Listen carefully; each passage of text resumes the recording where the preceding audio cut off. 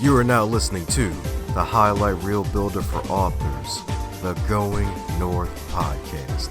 I'm your host, certified self-leadership trainer and author of the best-selling book, Stay the Course, Dom Brightman. And you're going to be getting some goodies today from the guest that's up next.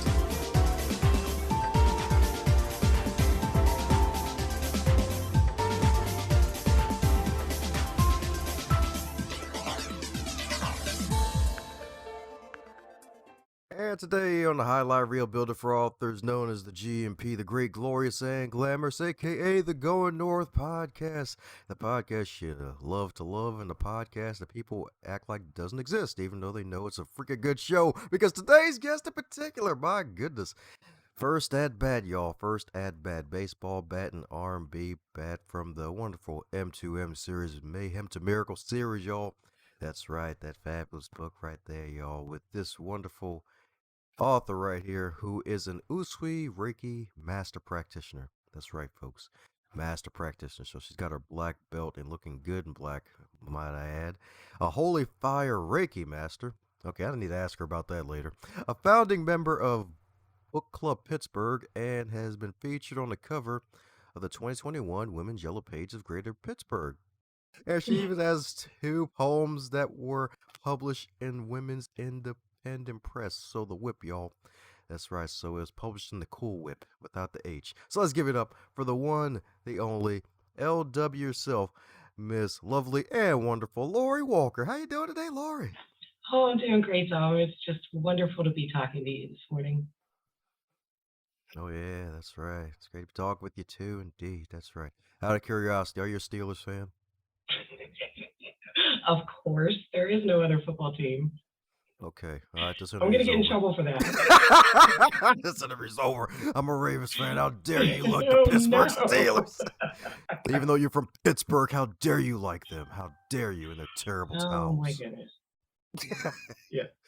Freaking horrible towels. How dare you? I was messing with you. But yes, indeed. So, as with all introductions, you know they're not allowed to be 7 days long. So, mind filling in any cavities I missed about you? No, I think you've covered everything. And if something else needs to come up, then I'll Guided by Grace Book Club, but we can talk about that later. Oh, yeah, that's right. She's writing books and reading books, y'all. That's right. That's right, indeed. That's right, indeed. So, my goodness, so you got this wonderful story in the magical book, Mayhem to Miracles. So, what helped you to get the courage to write your story in this fabulous co author project, Lori? Well, at the beginning of this year, 2021, my friend Mary was very, very, very, very sick.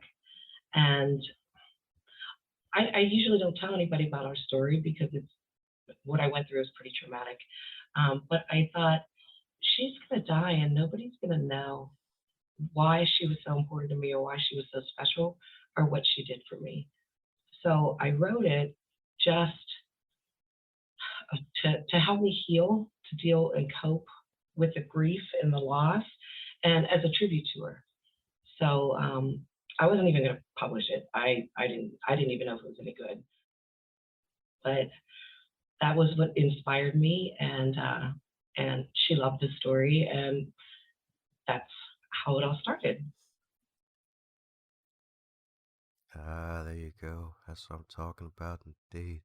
That's right. Put your friend's name in the business of immortality. That's right. Put the name in the books. That way they'll be remembered. Because, my goodness, because you went through a lot. My goodness, like, yeah. And when at the time we're recording this, it's a Suicide Prevention Month, and you're about to make that bad decision, and she helped save you from doing that, which is freaking awesome because you're still here today, and now her name gets to be put into print on the earth, so that way folks will know for generations to come. So, what was probably, I guess that probably helped you to really get the story out there. Was there any, I guess, inner setbacks? Because sometimes we let self doubt get in the way of really putting our work out there. Writing the story didn't take very long at all. It just poured out of me. It was, and one of my friends who's an editor, I had her read it, and she strongly encouraged me to submit it. If it wasn't for her, I don't think I would have.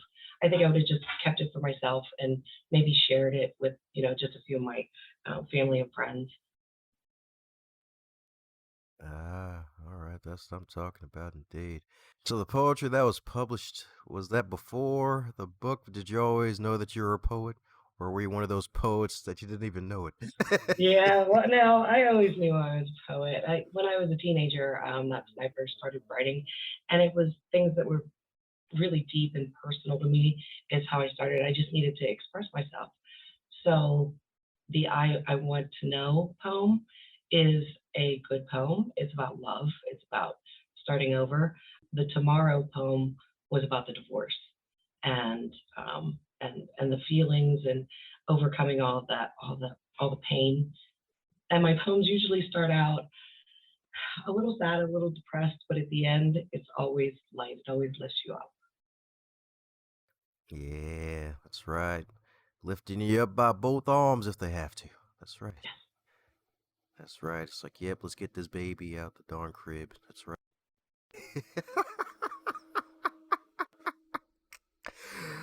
Oh, man.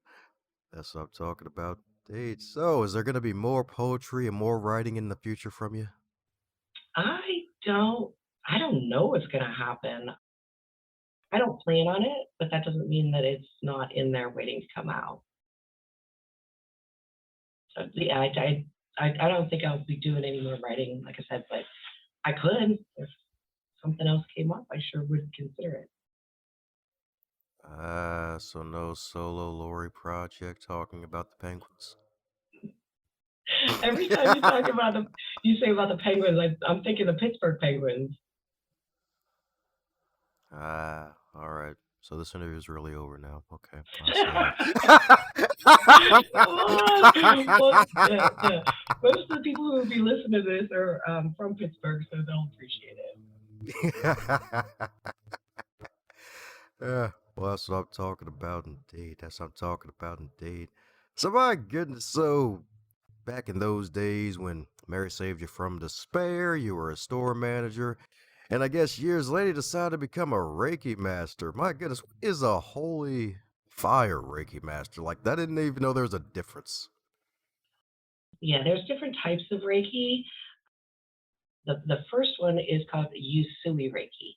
And Reiki means universal life force energy. And it's just a beautiful, beautiful healing energy work. I first started with Reiki. There was a place called the Energy Connection, and I met the women um, who own it, who founded it, and they invited me to come for a meditation, and I did, and I got into the Reiki. Let me think how I can. Reiki is not connected to any religion, but whatever modality that you use, it can enhance it. Like my personal background is I was raised in the United Methodist Church, so I'm very, very Christian. And so whenever I picture Reiki or giving Reiki to somebody, I picture lots and lots of angels. And I just picture a lot of light, a lot of healing. There are different hand positions that you can use to help. It's not complicated, but sometimes explaining it gets a little difficult. And then a holy fire Reiki is there's a gentleman, his name is William Rand, and he developed that subsystem. I wouldn't even call it subsystem. His version of it, and so that is more. I said it wasn't religious, but that tends to go a little bit more Christian, in my view. Oh, okay.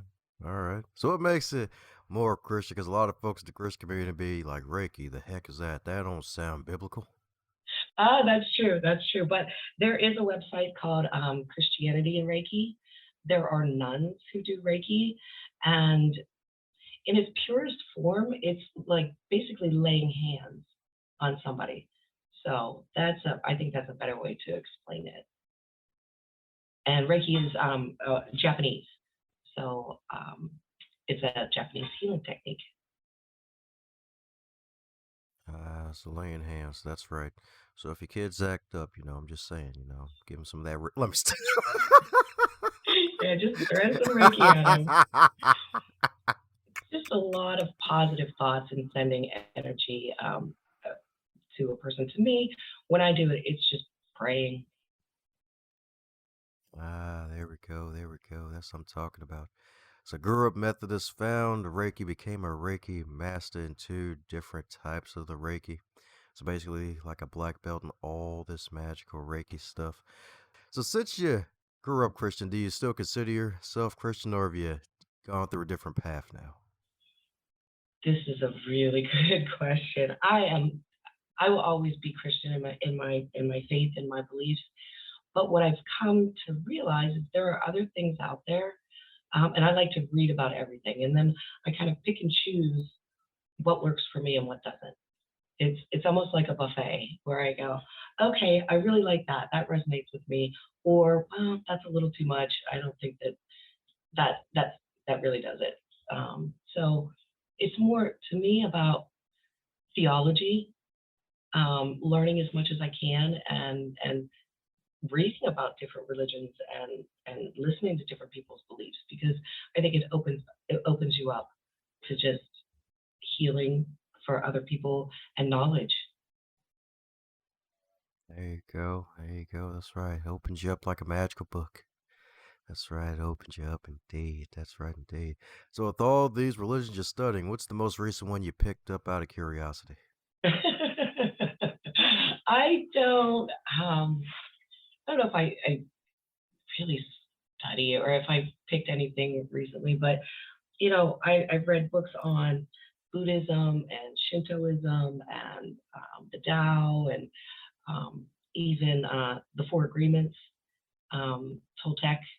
So every single one of them really have the same basic tenets. I mean, it's the same basic beliefs. It's just a common thread throughout all of them. So some things, like I said, resonate more with me, and some things not so much. So no big pumpkin and spaghetti monster. I got you.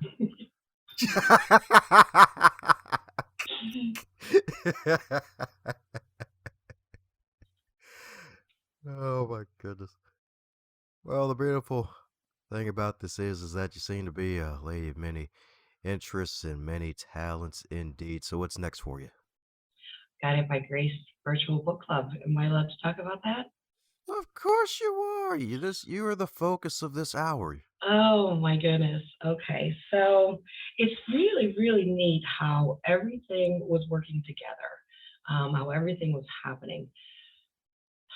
So when Mary was really ill in January, we thought it was over. And I reached out, I wrote the story, and I reached out to some of my teachers, my Reiki teachers, just for comfort and consolation. And there were so many that helped me, but one in particular, her name is Mia Versinko. And me and I just, I don't know, we started talking more and got to know each other a little bit better. And one day they have what's called Reiki lessons. So it's a Zoom meeting and it's the third Thursday of every month. And so one night after Reiki lessons, we were just texting and we were laughing about how I'm really organized and she's kind of not. She admits it, it's okay. But so we were just laughing, saying that we would make a good team, like if we ever wanted to do anything. So that was on a Wednesday. And then that Saturday, she texted me and she's like, hey, I have an idea. What do you think about starting a virtual book club? I went, oh my gosh, I'm so in because obviously I was involved with Book Club-Pittsburgh. And and this is all in a text. We're all texting. And I said, I've already thought of a name. And she goes, what is it? And I go, Guided by Grace. She goes, I love it. That's the name of it. So it just ideas started taking off, and we're going to do this and this and this, and then we met one of the girls that I used to work with. I'm my full time job is I'm the office manager at a printing company, but I have a part time job at Rite Aid. I'm a shift supervisor at Rite Aid. So I basically kind of have I like to say I have four different lives. I have my printing world, my book club world, my energy connection world, and then the little Rite Aid world. So it's really neat whenever they all intersect. But so one of the young girls that I used to work with, um, came in and she just graduated and she had a degree in marketing. So I started talking to her with, hey, do you think we should get a logo? And what do you think we can do? And she was just thrilled to help us out. She was like, this is what I do for a living, and it'll give me all the, it'll just give me more experience. So we all work together and Zoom meetings, and me and I are on different schedules. I'm a night owl, and Mia gets up at 5 o'clock every morning. She has horses that she takes care of, and so it's hilarious because I'm texting her at 11 o'clock at night, and she's getting it at 5 a.m. and then she doesn't text me till 10 or 11 that morning. It's pretty funny, but the book club itself is basically a Facebook platform. We what we do is starting in January, we're going to pick. We've picked 7 books already. We have 7 events, and what's going to happen is in January it'll be the second Wednesday of every month, starting in January. So it'll be January, March, and so forth. And because I've had experience with authors and getting in touch with them, we have a couple of people that we know that agreed to be to join us on the Zoom meetings, which is to me very, very, very exciting. Our first guest is Janine Joyner, which I saw on Facebook that you have already interviewed her, and you know Janine, is that correct?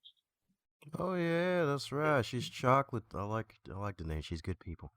Oh, she's wonderful. There's a whole other story with Janine too, but and then we have Gina Mazza. Do you know Gina from Sacred Stories Publishing? Oh yeah, we haven't met formally yet, but yeah, she good people. That's right, she good people. Gina is the reason why I submitted the story. It was her that convinced me. She said that it needed to be shared because it would help other women heal. So she was 100% instrumental in all of this. If it wasn't for her opinion, I don't think that I would have. But so back to the book club, and then we are featuring Mayhem to Miracles in July of 2022, and Kat has agreed to join us for that meeting. And then we have in September a gentleman, his name is Richard Stuttle, and he is in the United Kingdom, and he wrote a book called Chasing Rainbows. It's about his sister. Um, I'm not going to divulge any more information about that. If you want to know, check out the website. And then we have another local Pittsburgh author in December. Her name is Kim Chesney, and she wrote a book called Radical Intuition. So it's been really, really neat organizing all this and getting all the authors together. And it's just really, really fun. And then we have other things too on the website. We do, it's called Mia's Motivational Mondays, where she puts out a quote and kind of asks you a question to get you to interact with her. We have a free monthly giveaway. It's called, we call it Ask Mia Anything, and it's spiritual guidance, anything that you need in that moment. She can help you with that. And then we're going to do meditations with Mia, where the third Thursday of every month she's going to upload a video. She writes all of her own meditations. So in between the books, we're trying to just do a few things to keep everybody interested, just fun, but we don't want to be too much. We're not the kind of people that are posting every day, and we kind of just keep it casual and fun. Oh, and that's another thing too, is our Zoom meetings will be very, very casual. Me and I joke, we're like, this isn't Larry King. We're not. I know it's more like just a conversation, just relaxed and just have fun, and people will get to ask the authors any questions they want. It's just really, really exciting and very, very fun. Ah, sounds like fun on a bun indeed. That's right, fun on all the honey buns indeed. That's right, that GBG, y'all. That's right. That's right. Got it by Grace Days, so be on the lookout for that. Y'all contact Laura if y'all want to be a part of the magical Book club indeed with the Zoom meetings. That's right. You could be in your PJs the whole freaking time, probably, I imagine. And they won't even know. That's right. They won't even know. She's probably in the PJs now and I don't even know Nope, it. nope. I was gonna wear my PJ pants, but I'm like, no, we got to do this all right. Don't worry, this ain't the crazy interview where I try to chirp up the guests and be like, oh, I need you to stand up for a moment. Like, don't worry, it's not that type of interview. You're safe, don't worry. That's what I'm talking about, a fellow night owl. Alrighty. Well, no wonder the magna jury over here. I'm a fellow night owl myself. I love it. That's right. Sorry to get to shout out who all the time. That's right. So with all those things you're doing, so got the two wonderful day jobs, got the Reiki, and got the book club. So how do you stay organized with all that stuff you're doing? I juggle things well. I just my mind, the way that my mind works is, okay, and I got to do this, and I got to do this, and then I got to do this, and my mind just keeps it organized. I mean, there's a lot of lists too, but sometimes I'll get bored or overwhelmed with one project. I'm like, okay, I want to think about something else. It's just the way my mind works. I say it's a blessing and a curse, but we're gonna say it's more of a blessing. Definitely more of a blessing.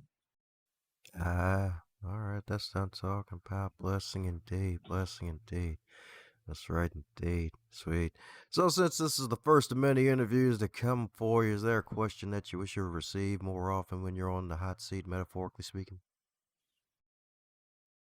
I just want people to know about Mary and what she did for me. And there's a lot of deep topics in that in the story too. There's a lot of layers in it. One of the things that I really are we ready to talk about the story now? Oh, sure. Why not? I've been ready since we pressed the record button. Oh, I told you I don't know what I'm doing yet, but it's okay. Don't Um, worry, I don't either. We're both in the same boat. It's okay. you have a little more experience than I do. If you read the story, what it's about is, I mean, I started at the very beginning. Well, I said at the very beginning, but when I was a teenager and growing up and how I felt, my high school boyfriend joined the army, so he was stationed in Fort Stewart, Georgia, and that didn't work out very well. And you can read about that in the story. And then I met my son's father, and he, I only knew him for 2 months, and he got orders to go to Kuwait, and it was the beginning of Desert Shield.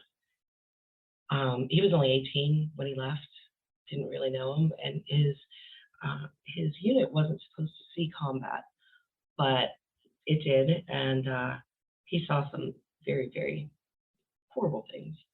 So when he came back, there was PTSD. Um, I'm trying to monitor how much I talk about just because I don't want to focus on that as much as the rest of the story. But we ran into some problems, and and when I write the story, one of the lines is that it's hard to say. My ex-husband was a sex addict, and it was just phone sex at first, and then later on there were actual affairs, but we were blaming it on the PTSD or whatever. But I mean, he had a troubled childhood too, and so it wasn't just the war that brought all this on. It was probably everything else piled on top of that. All that pain in the beginning. So it talks about how our relationship went downhill, and we did get married, and we had my son, and then the real affair started, and I forgave him. And the whole point of the story of Mary Queen is I found out about, Tom, I don't know how many affairs there actually were. I think there were 4, and those are just the ones that I know about. But the last one was the most intense, and that's it was over after that. Um, he said he wasn't happy. He left, and he wouldn't admit first about this latest one, and then finally he did. And when he confessed, I said, is there somebody else? And he said, yes, there is. And John's already met her, and she's going to be part of my life. And I was just crushed. I was at work, and the back room has a concrete floor, and I just fell over and I was crying. And there were other employees out there who knew me longer. I had just hired Mary, and I didn't really know her that well. And all of them were like, I'm not going back there. I'm not going back there. And so Mary decided she was going to come back. And she picked me up, and she said, stand up. And I couldn't even stand up. I was just so hopeless. And so she pulled me to my feet, and she braced me against the wall, and she took my face in her hands, and she said, look at me.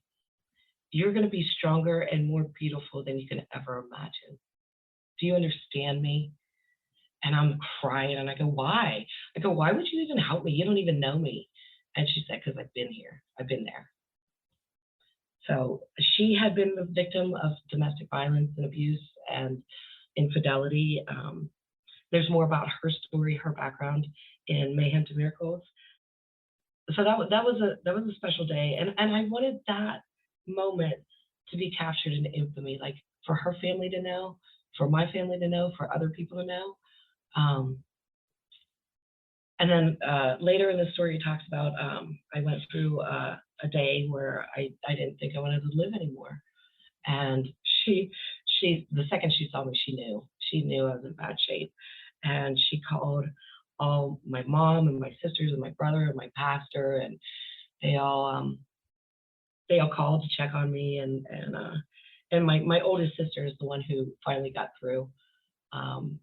There's more about that in the story too. But so Mary just lived out for me. I call her my guardian angel.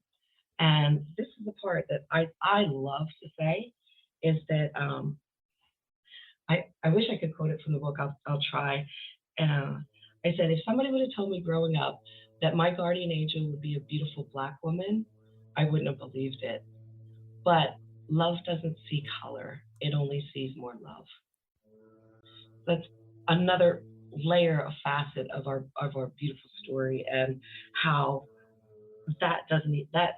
she didn't even see that. That wasn't even an issue to her either. She just saw somebody who needed help, and she helped me. Oh, yeah, that's right. The chocolate to the white chocolate connection. That's right. That's right, indeed. That's right, indeed. Yes, indeed. But it's good that you're still here today, because a lot of folks, it's like some folks just don't even make it. And it's definitely rough what you went through in that story, the infidelity. And like I said earlier, it's like those are the only, it's like four. It's like after the first one, that, like, one's more than enough already, but like four, and you already gave him grace after the first one, so it's like, oh wow, it's like, oh, free reign. It's like, no, that's not how that works. So yeah, definitely rough out there, especially nowadays where folks can get caught a lot more easier nowadays thanks to technology. So it's just real sad and kind of interesting at the same time how just infidelity just happens nowadays. It's like people should definitely do a little more thinking before they step into certain commitments. And it's always good to be thankful for those in your life, especially those who barely even know you and show up as a guardian angel to help prevent you from basically you. Yeah, exactly. Yeah, and the reason that I stayed so long is, my self-esteem. I basically obviously couldn't have much if, if I put up with that. But there was a part of me that I was going to save him. I was going to be the one. I was going to save him. He's going to change for me. That didn't happen. Yeah, that never ends well. No, sure didn't. But maybe in Lifetime a Hallmark, but no. Yeah, exactly. Not in the real world, anyway. That'll work. It's like, let the wolves get him. If he comes back alive, maybe he'll change. Yeah, Let me yeah. stop. That's But bad. don't hold your breath. Oh man. Well, there's this new magical question I've been torturing guests with. Well, maybe torturing's a bad word. Let's go with the regular asking. Yeah, just asking. folks and seeing what the thought process is. So, if this particular book, Mayhem to Miracles, is a particular food item, what would it be and why? Apple pie. Right? That was my first name. Oh, it's warm. And it's like some of the stories in here, even though they're sad or traumatic, it's like just warm apple pie with vanilla ice cream on top. I like that. I don't know where that came from, but it just did. Okay, all right, there we go. There's some pie a la mode too. That's right.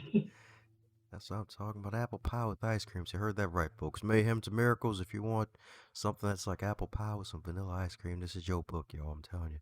It's your book to pick up. That's right. Take it, hold it, love it, and buy 77 copies each of it, y'all. I'm telling you. That's right. It'll change your life like quarters, dimes, and nickels, y'all. I'm telling you. That's right, it'll change your life indeed. So we're coming down to the magical question that every guest gets to receive, and that is if you're to wake up tomorrow and you're 25 again, but this time in the current year of 2021 with all of your knowledge and experience, what advice would you give to yourself? This was a really hard one because if I wouldn't have gone to Georgia and I wouldn't have done that, I wouldn't have my wonderful son. So this question really is hard for me because um, I met just wonderful people down in Georgia, and I have my son.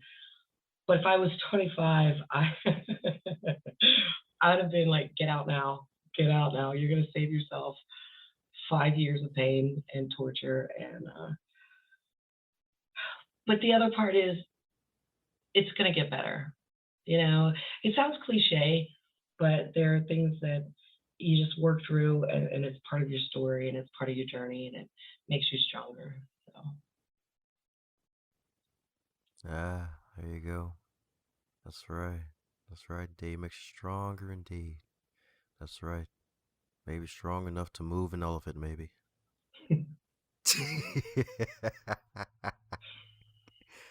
Yes, indeed. Yes, indeed. Well, for those who want to keep in contact with the lovely Lori herself and all that she's doing, what's the best way for folks to do so? um, please join Guided by Grace Virtual Book Club. It's very easy to find. Just search it on Facebook and join our group. You could email me at guidedbygracebookclub@gmail.com. That's probably the easiest way because I like I said before, I'm not a professional writer. I don't have a website, so Guided by Grace is probably the easiest way to get in touch with me. Ah, yeah. Well, there you have it, folks. That's right. Reach out to Lori yourself. That's right. Get some of that Reiki if you're in the Pittsburgh area. That's right. And then maybe go to Philly, get some cheesesteaks, and come back for some more Reiki, y'all. I'm telling you. That's right, I'll indeed. I'll allow it. I'll allow it.